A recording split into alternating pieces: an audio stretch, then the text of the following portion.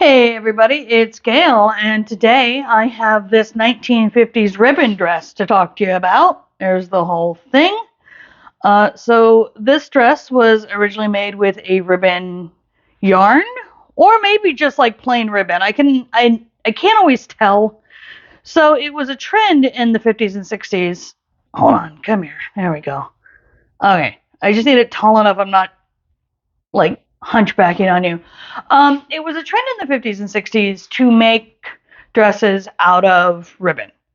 And I think some yarn companies put out their own ribbon, but others just said find 100-yard spools of like quarter-inch silk ribbon.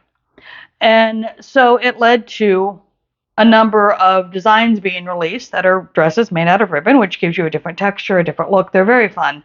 I've made several. We'll talk it out in a minute. But this one is actually, I've made this one before. The first time I made it with bulk organdy ribbon, or organza ribbon as it's also known. And it was bright red, and I had to completely restructure the top because I had stonking great tits, and that dress came out like this. Isn't it great? I loved that dress. Of note, remember that the fit on my hips on this red one, because it does come into play here.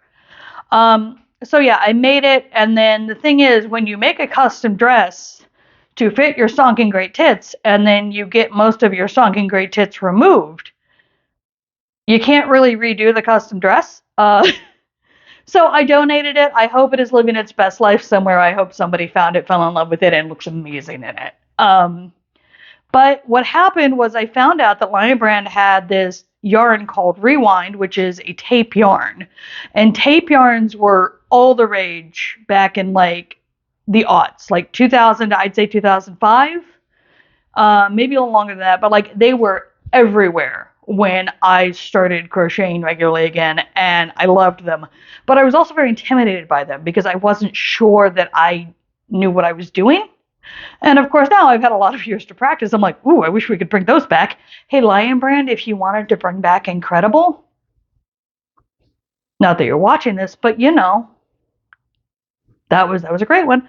And the reason I wanted to work with it, besides the fact that I've got a bunch of patterns for ribbon dresses, is because I've tried other yarns for ribbon dresses that I was hoping would be a good match, and they're not. So, for example, I made this 1960s ribbon dress out of cotton tape yarn from Hobby. Looked amazing. Loved it. Weighed about 5 pounds. Almost sweat the rest of my tits off. All right? Like, it was a lot.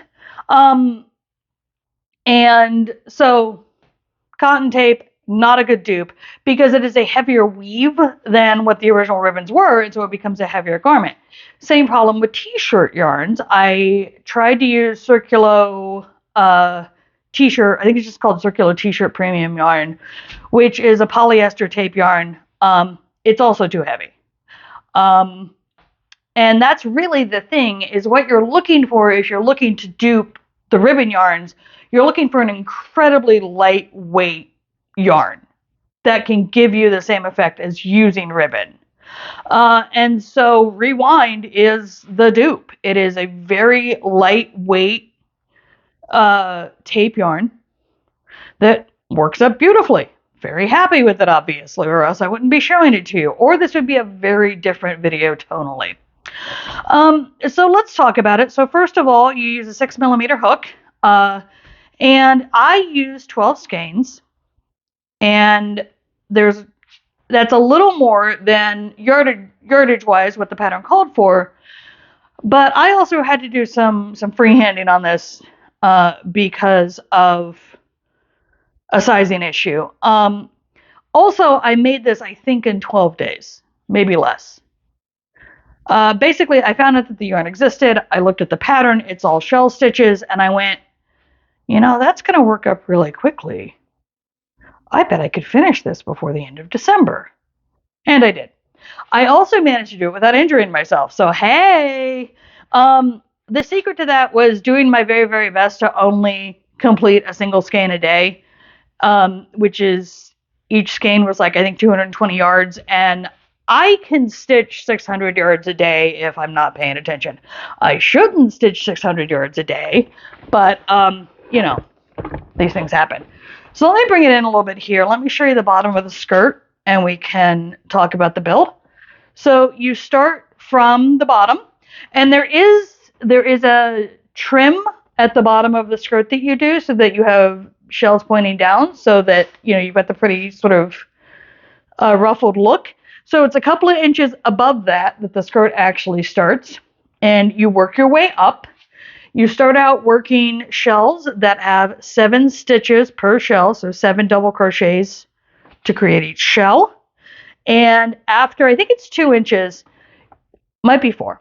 It says so in the pattern. You switch to working 5 stitch shells, so 5 double crochets to make each shell. And what that does is it helps bring it in and give you the really full part at the bottom, but also start bringing it into the middle to give you this nice, pleating is not the right word, draping. And it probably draped a little bit differently. When you look at the photo, when you look at the pattern photo, the 1950s draping, it doesn't seem to have sort of these built-in creases. And that's just a small difference between what the original yarn probably worked up as and how this works up, because this is polyester as opposed to silk. So these are little things that happen when you work vintage.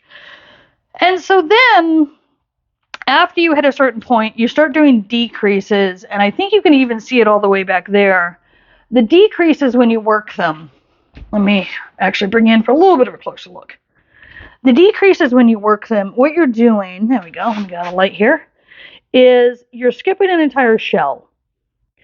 And there's one, here's one, there's one, and I'm betting that when you used the original silk, whatever it recommended, there was a little more forgiveness in the gaps showing. And so I think this is one of those things that, you know, part of working with vintage patterns and finding the dupes is finding out where they differ. And what I'm probably going to do once I get her off Kinney here is go in with the needle and thread and sew those closed a little bit so that there's just not as much showing, so the petticoat doesn't show through. There is a full petticoat underneath this. But now we got to get to the biggest problem I had, which is that I worked it all the way up to what was supposed to be the waist, and I slipped it on, and I went, oh, right, that's how I got the fit the first time I made this dress.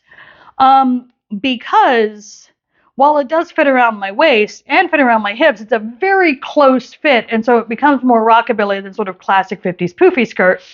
I wanted the classic 50s poofy skirt, and so the question becomes, well, how do I do that now that I've realized that that working to pattern is not going to get me that? And I thought, okay, well, do I want to undo, I think it was 2 or 3 skeins of work. Do I want to undo all that work and try again? And I was sort of messing with it, and then I realized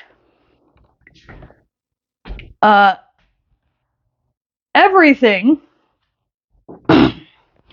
from the bottom of the zipper up is the part that you work to make the top part of the skirt. But if I just went, it fits my torso. All right, then. We have the big poofy skirt at the bottom. We have the torso fit. Now, excuse me, we're just going to have to freehand the top part of this bitch. And so that's what I did. Everything above the zipper, I just figured out on my own, using the shell stitches, using the pattern as a bit of a guide, making sure that I was using the right size shell stitches for the sleeves and for the neck edging. And the end result on my human body looks like this. I did it, guys. I'm like, the fit is immaculate. I could not be happier. It's very comfortable. I haven't worn it for more than a few minutes at a time, but like, I'm good with it. The petticoat fits under it perfectly, so, you know, I hit all my goals. The one thing I do want to note is that originally in the pattern, when you are working this basically the zipper length. You're supposed to still be working in the round uh, without splitting to make the zipper portion, and then the instructions have you go to a sewing machine, sew in some support stitches, and then slice down the middle of those in order to put the zipper in. I don't have a sewing machine, as we know. So what I did is I ended up working basically technically short rows because I started on this side, worked all the way around, oh, getting my cord in there, finished here, and rather than doing a chain and a turn, because I wanted to keep all of the stitches looking the same, which is why you work in spiral rounds, is so all your stitches keep going in the same direction basically, and you don't have sort of the lean that can happen when you work back and forth in rows. And so then I cut off, I came back to the starting point, did another row, cut off, did another row, and it is worth it because this is beautifully uniform stitching that matches the skirt. So we don't have this suddenly going in the other direction. It looks wonderful. I had to weave in so many goddamn ends. And holy shit. And then, not to be outdone, I had to do the same thing on the neck and then the same thing on the sleeves, because to gather the sleeves in a little bit rather than doing the decreases like they said, I just picked up and skipped stitches and then seamed along the bottom when I was done.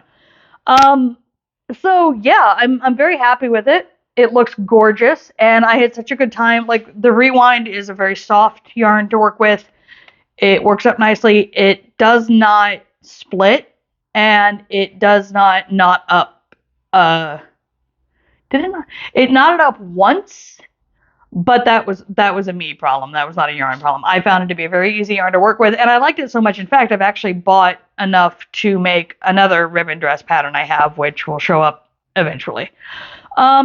So that is this 1950s party dress with a little bit of an update. And yeah, the pattern will be linked down in the basement. And if I cannot find a place to grab it off of Etsy or somewhere, I'll just upload it to my website like I always do. No errata in this one. It worked exactly as it said it was going to work. And yeah, so I think that's it. As always, if you enjoy what I do here, please like, subscribe, share, tell your friends, all of that fun stuff. And I will see you when I see you.